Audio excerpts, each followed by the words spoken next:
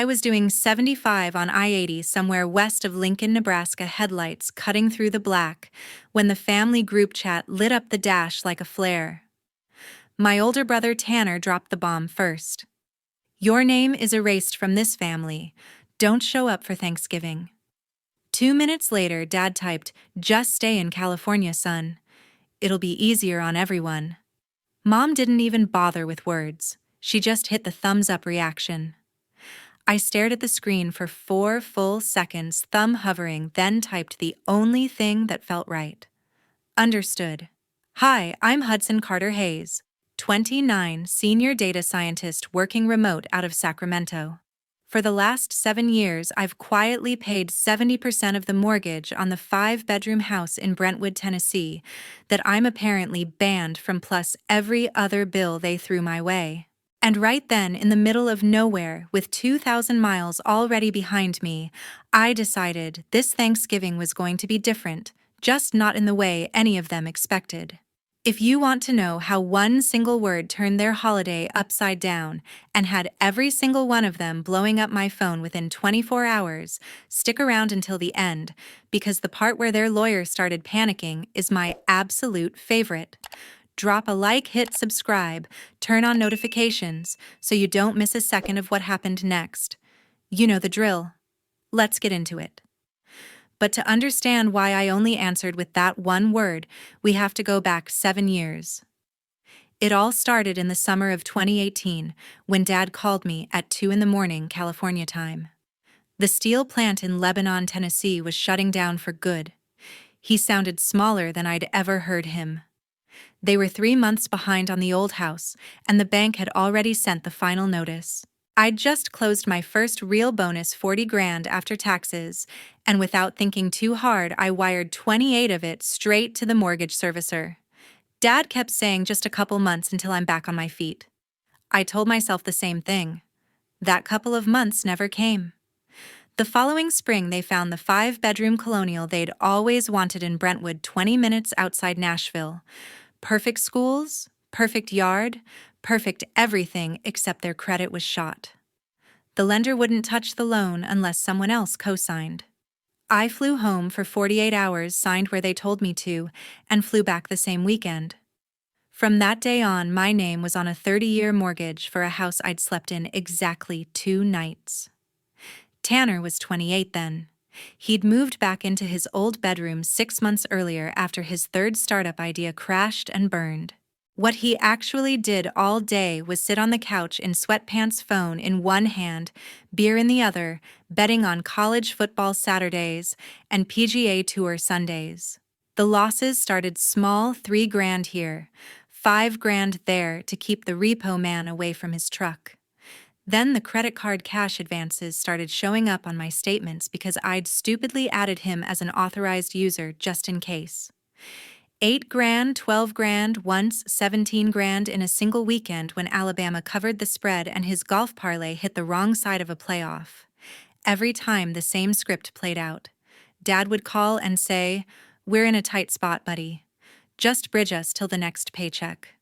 Mom would text hearts and prayer hand emojis and tell me how proud they were, just not out loud very often. Tanner rarely typed anything at all, maybe a thumbs up or a fist bump emoji on the rare weekend he actually won. Meanwhile, I lived in a 480-square-foot studio in Midtown Sacramento, shower in the kitchen, mattress on the floor. I ate cup noodles over my laptop at midnight so I could pick up extra on-call shifts on weekends. 68 to 75% of every paycheck went straight into the joint account that paid for the Brentwood Palace, the pool membership, Tanner's truck note, and whatever new crisis popped up before the first of the month. Thanksgiving and Christmas came and went every year like clockwork. They posted the same 4 stockings on the mantle, the same perfectly decorated tree, the same smiling photos on Facebook with the caption, "So grateful for family." 4 faces. Never 5. I'd refresh the feed from my studio at 3 a.m, tell myself it didn't sting, and Venmo another 2 grand so they could have prime rib, and a week later. I kept thinking if I just worked a little harder, saved a little more, fixed one more emergency, they'd finally notice. They never did. There was always another deductible, Another transmission, another final notice from some collector that somehow landed in my inbox instead of theirs. And every single time I told myself it was temporary. It wasn't. This past October, I did something I'd never done before. I put in for 9 full days off around Thanksgiving. My manager approved it in under 5 minutes. I sat there staring at the calendar confirmation, feeling something I hadn't felt in years: actual excitement. I pictured pulling into the driveway in Brentwood after almost 5 years away, the porch light on the smell of Mom's cornbread dressing drifting out the front door. Maybe Tanner would even look up from his phone long enough to say thanks for once. I ordered the gifts early so they'd be waiting under the tree. Sony WH-1000X M5s. Tanner had been dropping links for a Seiko Presage Dad kept circling in catalogs. The Breville bread maker Mom swore would change her life. Rush shipping, gift-wrapped, signature required. I wanted them to open the boxes and know I'd been thinking about this whole time. I decided to drive instead of fly. Cheaper, sure, but mostly because I wanted those 30-plus hours alone to imagine how good it was finally going to feel, walking through that front door like I belonged there. Left Sacramento on a Monday morning before sunrise, trunk packed tight, cooler full of energy drinks, and beef jerky playlist ready but never turned on. I figured I'd roll into Nashville early Thanksgiving morning, surprise them with coffee and donuts, watch their faces when they realized I actually came. Wednesday night, I stopped for gas outside Amarillo, Texas. Wind whipping across the empty lot, temperature already dropping into the 30s. I was leaning against the pump scrolling fantasy football waivers out of habit when the family group chat exploded. Tanner had typed a paragraph that got longer every time I refreshed. It ended with the line that stopped my heart cold. "Your name is erased from this family. Don't show up for Thanksgiving." Dad jumped in 30 seconds later. "Stay where you are, we're good." Mom didn't type a single word. She just reacted to Tanner's message with a thumbs up. I stood there under the fluorescent lights, diesel fumes mixing with the cold, reading it over and over. Tank clicked full. A trucker honked for the pump. I didn't move. Finally, I screenshot the whole thread, opened the reply box, and typed the only thing that made sense. Understood. I turned airplane mode off just long enough for the message to deliver, watched the single gray check turn blue, then killed the screen and climbed back into the driver's seat. The banking app was already open on my phone from checking tolls earlier. I stared at the long column of recurring transfers lined up like Domino's thumb hovering over the first one. I pulled off at a rest stop just outside Little Rock, Arkansas, temperature hovering at 39 degrees, every breath coming out in clouds. I left the engine running for heat hazard lights blinking orange against the frost on the guardrail. The banking app was still open from earlier. I started at the top of the recurring payments list and worked my way down like I was checking items off a grocery run. Mortgage, $2,940 every first of the month, canceled. Dominion Energy Utilities, $318 canceled. Water and sewer, $112 gone. Geico policy with Tanner still listed as driver, $411 every 6 months, canceled. 5 different credit cards I'd added him to over the years, minimum payments totaling almost $1,900 a month, every single one canceled. 14 transfers in under 4 minutes. No "are you sure" pop-ups, just instant green confirmations. Next, I opened the Rocket Mortgage portal on my iPad. The form was buried 3 clicks deep. Request to remove co-borrower. I filled in the loan number I knew by heart, last 4 of my social reason for removal. No longer wish to remain financially responsible.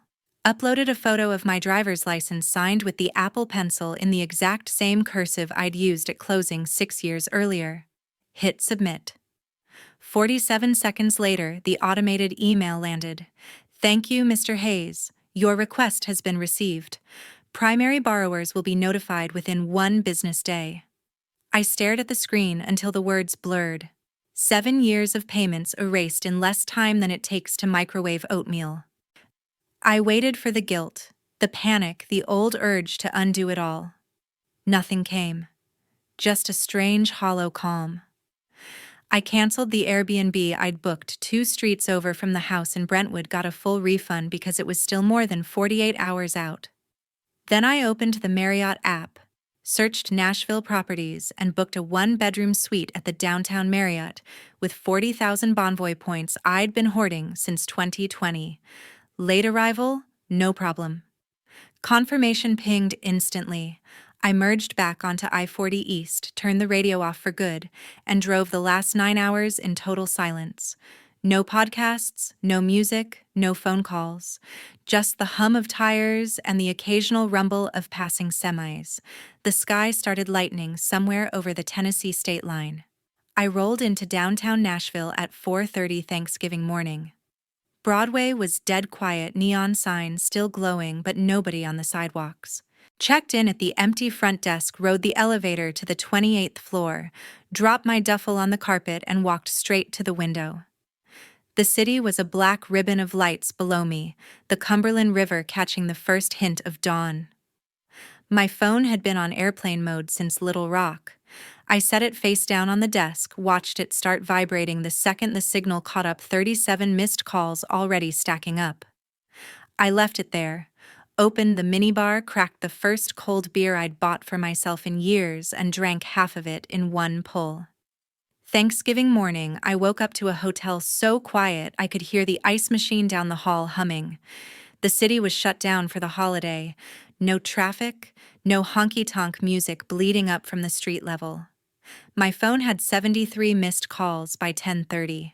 28 from Tanner, 19 from Mom, 15 from Dad, and 11 from numbers I didn't even have saved. Probably their neighbors or Tanner's old bookie buddies trying to scare me. I put it on speaker and started playing the voicemails in order. Tanner's first one was pure screaming words slurring together about betrayal and how I'd ruined everything. The next 5 were worse. Mom's were mostly crying and, "How could you do this to your own mother?" on repeat. Dad left 3 calm ones that somehow felt colder, ending each with "Our attorney will be in touch." Then came the one that actually made me pause. Gregory Ellison, the family lawyer they'd used since I was in high school. His voice was ice. "Mr. Hayes, you have 24 hours to restore all automatic payments and withdraw your removal request. Failure to comply will result in immediate legal action. This is your only warning." I set the phone down, ordered room service pancakes I didn't eat, and opened my laptop. I spent the entire day building the file, 61 pages when I was done. Every single transfer since 2018 highlighted in red. Screenshots of Tanner's emergency texts at 3 a.m. begging for another $5,000 because the line moved. Statements showing cash advances from casinos in Tunica and Biloxi. Invoices from the collection attorneys I'd paid to keep Tanner's truck from getting repossessed. Bills from the criminal defense lawyer after his DUI 2 years ago that somehow landed on my credit card. All of it time-stamped, annotated, watermarked with the date. On Black Friday Eve, I opened the extended family group chat, 68 members, strong cousins, aunts, uncles, second cousins I hadn't seen since I was 12. I dragged the PDF into the message box. No caption, no emoji. Just the file name, Hayes, Family, Expenses, 2018-2025. PDF. 9 seconds later, Cousin Brooke typed, "What the hell is this?" Cousin Tyler dropped a screenshot of Tanner's current sportsbook balance showing negative $92,000. Aunt Karen, Mom's older sister, tagged Mom directly. Laura Rhonda Hayes explained this right now. The chat turned into a wildfire. People I hadn't spoken to in 15 years started posting praying hands and shock emojis. Someone made a poll who had no idea. 84% voted yes. Tanner called 31 times in the next 20 minutes. I declined the first, then hit block on the rest. Same with Mom and Dad. One by one, the numbers went silent. Mom deactivated her Facebook. Tanner posted an all-black story with white text, "Family will burn you," that stayed up for exactly 6 minutes before the replies got so brutal, he deleted it. Black Friday afternoon, I sent one single message to the small family group chat, Cracker Barrel Cool Springs 4 p.m. Anyone who wants to talk, be there. I sat at a six-top in the back corner facing the door, coffee already cold in front of me. They showed up 22 minutes late, pushing through the crowd of shoppers like they were walking to a funeral. Dad first, shoulders hunched in his old Titans jacket. Mom right behind him, eyes swollen, clutching a wad of tissues. Tanner last, hoodie pulled so low I could barely see his face, hands buried deep in the front pocket. They slid into the bench across from me without a word. The waitress tried to hand out menus. Dad waved her off. He spoke first, voice low so the tables around us wouldn't hear. Put the money back on autopay tonight and we forget this whole thing ever happened. Mom reached across the table like she wanted to grab my hand but stopped halfway. Tears started again. You're still our son. We can fix this. Tanner finally looked up, bloodshot eyes, jaw clenched so tight I could see the muscle twitching. Take the file down and we call it even. That's all we're asking. I opened my mouth to answer, but before a single word came out, the sharp tap of a wooden cane on tile cut through the restaurant noise. Every head turned. Aunt Ellen, 82 years old, silver hair pulled back in a perfect bun, walked straight to our table like she owned the place.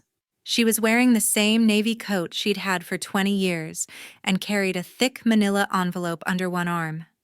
She set it down in the middle of the table with a thud that made the silverware jump. Then she looked around at the 40 people pretending not to stare and raised her voice just enough for the whole section to hear. I'm Ellen Marie Whitaker. Some of you know me as Rhonda's sister. I've watched this family for the last 7 years, and I've seen enough. She flipped the envelope open and pulled out a stack of papers, 2 inches thick, fresh notary seal still shining on the cover page. Effective today, my entire estate, $1.2 million in liquid assets plus the old Hickory Lake house fully paid off. Title clear, goes to one person and one person only, Hudson Carter Hayes. She slid the top page across the table so I could see my full name typed in bold. Tanner shot up so fast his chair crashed backward into the next table, iced tea glasses rattling. He owes us everything, he yelled, voice cracking. That money is ours. Aunt Ellen didn't flinch. She looked him dead in the eye, calm as winter water. He owes you nothing. You just lost your last lifeline. The restaurant went dead silent. You could hear the kitchen grill sizzle in the back. Mom's mouth opened and closed like she couldn't find air. Dad stared at the will like it was written in another language. Tanner's face turned purple, veins standing out on his neck. Aunt Ellen reached down, took my hand and pulled me gently to my feet. Come on, sweetheart, we're done here. We walked out together, her cane tapping steady time with my boots. Behind us, the sound of Tanner slamming both palms on the table echoed all the way to the parking lot, followed by the scrape of his overturned chair. The following summer, I was in the middle of a Zoom stand-up when the email notification flashed blood red across my second monitor. Final notice, foreclosure initiated. I muted myself, clicked it open, and read the auction results. The Brentwood house sold at the courthouse steps for $378,000. After fees and the remaining principal of $556,000, they still owed the bank $178,000 in deficiency judgment. Tennessee is a recourse state. The debt didn't disappear just because the house did. 3 weeks later, the moving trucks left the cul-de-sac half empty. They crammed what they could into 2 storage units and checked into an extended stay America off Harding Place south of the city. $359 a week. 2 double beds, 1 pull-out sofa, mini fridge that hummed like a dying bee.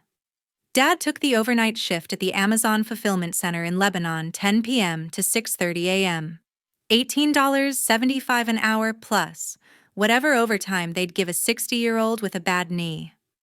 He came home smelling like cardboard dust and conveyor grease. Mom picked up part-time cashier at the Food Lion on Nolensville Pike.